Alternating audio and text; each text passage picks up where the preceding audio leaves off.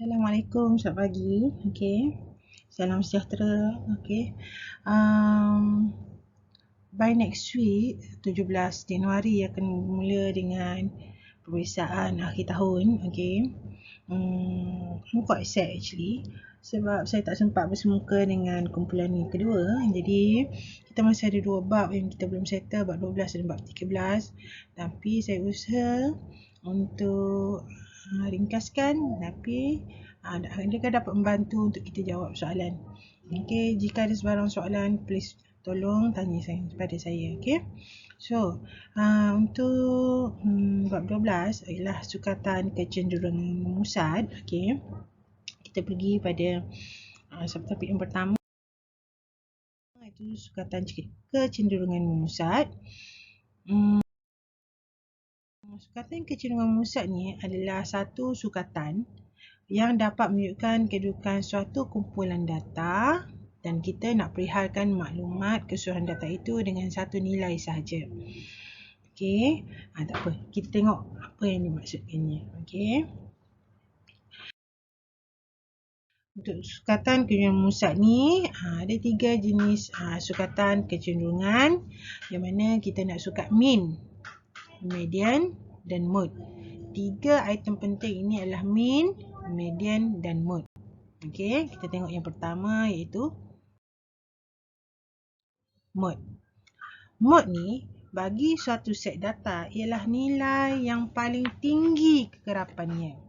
Okey, nilai yang paling tinggi kekerapannya.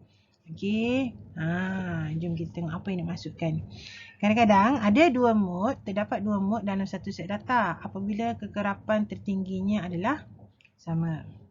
Set data dikatakan tiada mode, okey, apabila nilai kekerapan satu set data adalah sama. Jom tengok apa maksudnya.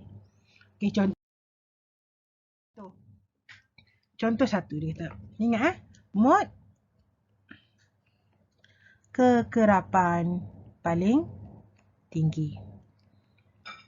Okey.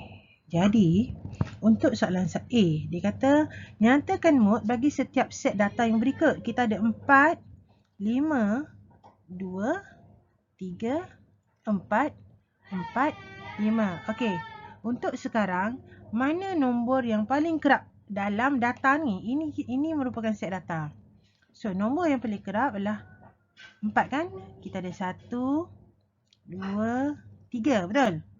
3, 4, 5, kita ada 2. So, paling kerap adalah 4. So, mode bagi data ini adalah 4. Okey, mana yang paling kerap? Kekerapan paling tinggi. Okey, so, tengok B. Okey, contoh B. Kita ada huruf M, N, L, M, L. Okey. P, P. So, kita tengok mana yang huruf paling kerap ada. So, kita boleh dapati L paling kerap. 1, 2, 3, 4 berbanding nombor lain. So, mode bagi data ini, mode-nya adalah L. Okey, boleh? So, untuk C, kita tengok ya. Saya tulis sini ya. Kopi, teh. Kopi, susu, teh. Susu, teh. Okey, sekarang kita kira ada berapa kopi. Kopi ada 1, 2, 3. 3 kopi. Teh ada 1, 2, 3. 3 juga. Jadi kalau susu ada 1, 2. So, sekarang data yang kita ada adalah 3 kopi, 3 teh. Jadi, untuk dapatkan mode-nya akan sama macam 3 tambah 3 bahagi dengan 2. So, mode-nya tetap adalah 3. So, mode-nya 3 tambah 3, 6 kan bagi 2. So, mode-nya adalah 3. Okey, boleh. So, ingat keyword dia mode kekerapan paling tinggi. Boleh? Okey, yang seterusnya Term yang kedua adalah median. Okey, median. Okey, median bagi set data dengan bilangan data yang ganjil ialah nilai yang berada kat tengah-tengah. Okey, nilai yang berada di tengah-tengah. Manakala median bagi set data bilangan data genap, nilai purata dua nombor yang di tengah-tengah data yang telah disusun mengikut tertib menaik ataupun menurun. Okey. Mula kita akan dapat ada set data. Kemudian yang pertama kamu kena buat, satu, kena susun. Kena susun set data tersebut. Okey. Set data. Okey. Kemudian barulah kita boleh tentukan dia punya median dia. Okey. So bagi set yang bilangan ganjil, okey, nilai yang kat tengah-tengah. Contoh, saya ada set nombor 1, 2, 3, 4, 5. So, bilangannya 5 kan? Ganjil. Betul? Ganjil. So, yang di tengah-tengah ini, 3 ini merupakan dia punya median. Okey, boleh. Kalau genap, contoh ya, 1, 2, 3, 4, 5, 6. So, median dia adalah 3 dan 4. Apa yang perlu kita buat? 3 tambah 4 bahagikan dengan 2. So, 7 bahagi 2 bersamaan 3.5. So, mediannya adalah 3.5. Okey. Ini secara ringkas apa yang dikatakan dengan median. Yang pertama, kalau median jumpa data, kita kena susun dulu. Kena susun set data dulu. Kemudian, kalau ganjil, set data ganjil, yang di tengah-tengah ini merupakan dia punya median. Kalau set genap, macam contoh ni, genap ada 6. Okey, jadi nombor di tengahnya, 2 nilai data di tengah-tengah, 3 dan 4 ni tambah dan kita dapatkan purata. 3 tambah 4, kemudian bagi 2. Kita akan dapat 7 bagi 2, 3.5. So, mediannya adalah 3.5. Boleh setakat ni? Jom tengok soalan. Okey. Tengok. Contoh 2. Okey. Data di bawah ialah wang saku yang dibawa oleh 5 orang pelajar ke sekolah setiap hari. Tentukan median. So, 5 adalah ganjil. Ingat, terus ganjil. Tugas kamu adalah kamu susun dulu data. So, macam susun data. Kita mulakan dengan RM paling rendah dulu. RM3. Kemudian RM5. Kemudian RM5. Kemudian RM7. Kemudian RM8. So, mana tengah-tengah dia? Tengah-tengahnya adalah RM5. So, dia punya mediannya adalah RM5. Okey, boleh cakap ni? Okey, tengok seterusnya. Dia kata data di bawah menunjukkan jumlah gol pasukan seladang dalam 10 permainan. 10 ini merupakan genap. Okey, dia kata tentukan median. Jadi dia bagi data 1, 5, 1, 1, 4, 2, 5, 1, 4, 4. Tugas kita yang pertama, susun dulu data mengikut tertib menaik. Okey, so kita susun 1, 1, 1, 1, 2, 4, 4, 4, 5, 5. Jadi sekarang kita punya data adalah genap.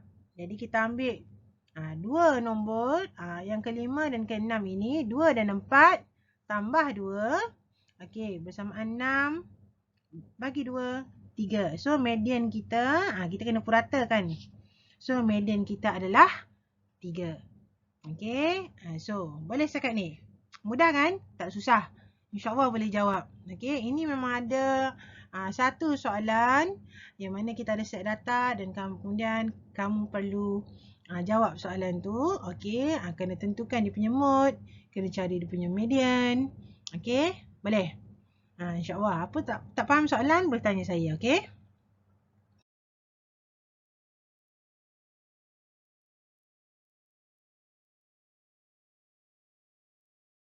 Okey, kita sambung. Sekarang tadi kita diberi data 1155. Maksudnya data secara dalam satu set data yang kamu perlu susun. Okey, ada yang dah disusun dan sebagainya. Okey, tapi sekarang kita nak tentukan median bagi bilangan data yang diberikan kepada kamu dalam jadual, bilangan bentuk jadual dan perwakilan data. So, nak kira median ni macam mana? Okey, macam ni. Okey, kalau untuk genap, purata data kita ambil pada kedudukan N. Ni genap contohnya. Jumlah kekerapannya N kita berikan 20 lah. Okey, so purata data yang kita nak ambil pada kedudukan kekerapan tu adalah 10/2. Dan 10/2 tambah 1.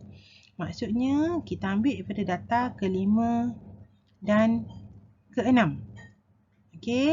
Contoh nanti kita tengok macam mana contoh. Kalau contoh ganjil, contoh kekerapan ganjil, contoh kekerapan N ni adalah 13.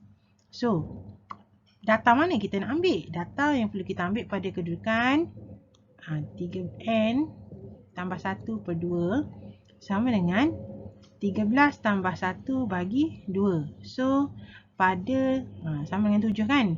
So, data ke-7. Data ke-7 merupakan median bagi ganjil. So, kalau ini data, kalau yang median genap ni kita kena tambah data ke-5 dan ke-6 bahagi dengan 2, barulah kita dapat median untuk genap. It's okay. Jom kita tengok contoh dulu. Contoh sekarang contoh 5, jadual menunjukkan masa yang diambil oleh 11 kumpulan. So, kat sini kita tahu datanya adalah ganjil. So 11 kumpulan untuk bina roket dalam satu aktiviti sains. Dia kata tentukan median bagi jadual ini. Sekarang kekerapan kita adalah 11 ganjil kan. So ingat balik tadi, kalau ganjil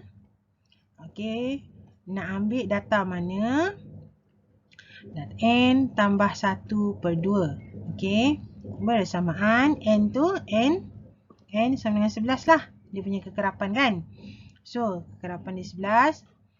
So jumlah kekerapan dia 11. Jadi 11 tambah 1/2. Bersamaan 12 bagi 2 sama dengan 6. Jadi untuk set ini, mediannya kita ambil adalah pada kekerapan 6. Jadi mediannya bersamaan 6. Jadi mediannya bersamaan 20 minit. Mediannya adalah 20 minit. Rumus ini nak tentukan data mana yang perlu kita ambil dia punya masanya. So kat sini kalau ganjil N tambah 1/2, 11 tambah 1 bagi 2, 12 bagi 2 sama dengan 6. Kemudian median adalah pada kekerapan 6. So mediannya adalah 20 minit.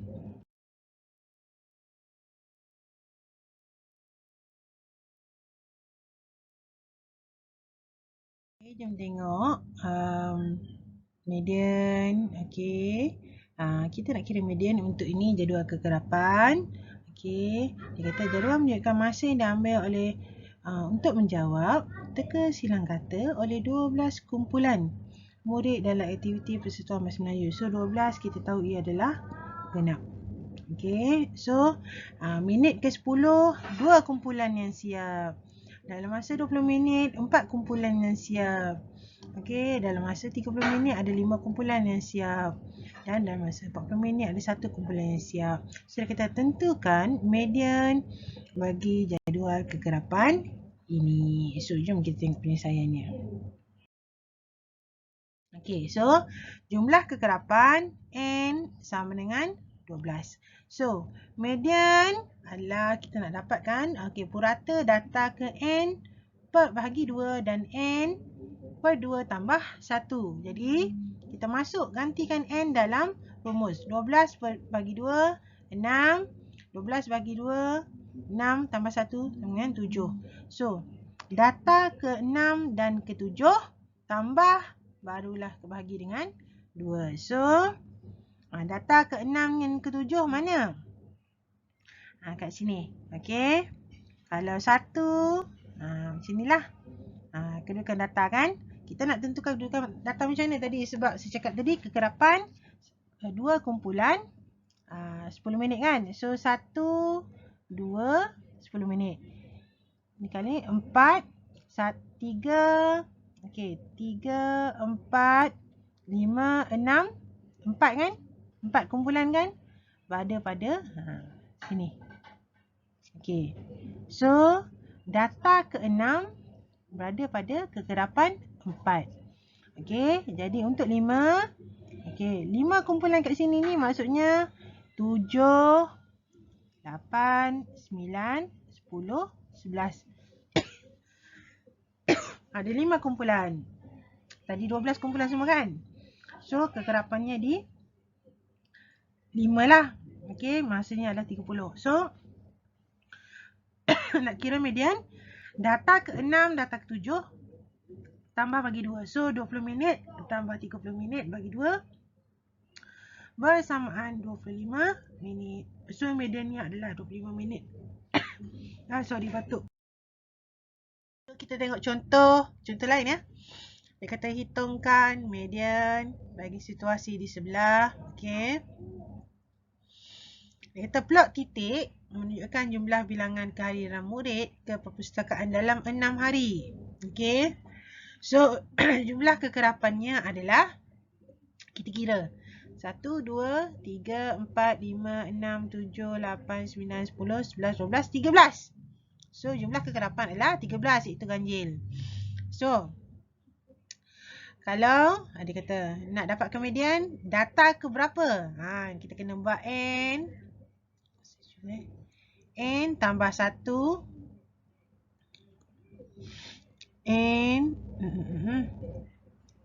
N tambah 1 per 2. Okey, nak dapatkan data mana kita nak ambil untuk mediannya. Jadi, kita dapat 13 tambah 1 bersama 14 bagi 2, data ke 7. So, data ke-7 bersamaan dengan data ke-7 mana?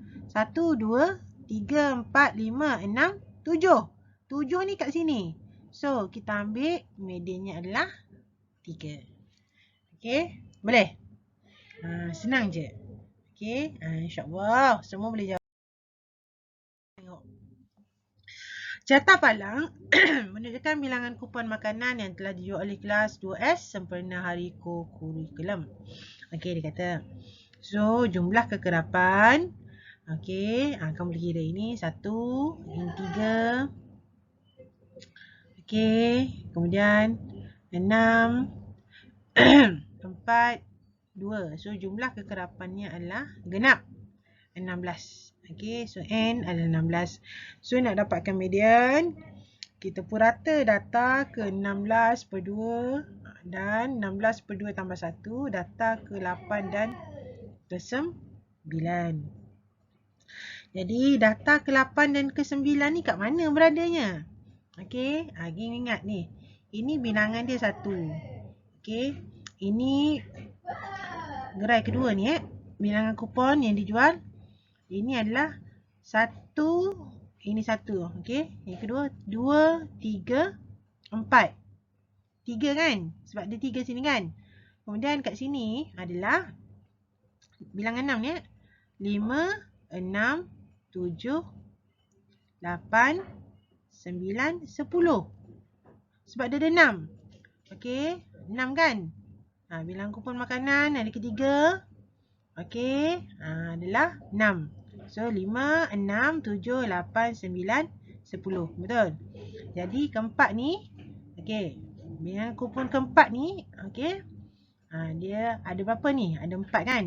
So 11, 12, 13, 14. Okey, dan yang kupon kelima, okey, dijual adalah 2 kan? Sampai sini 2.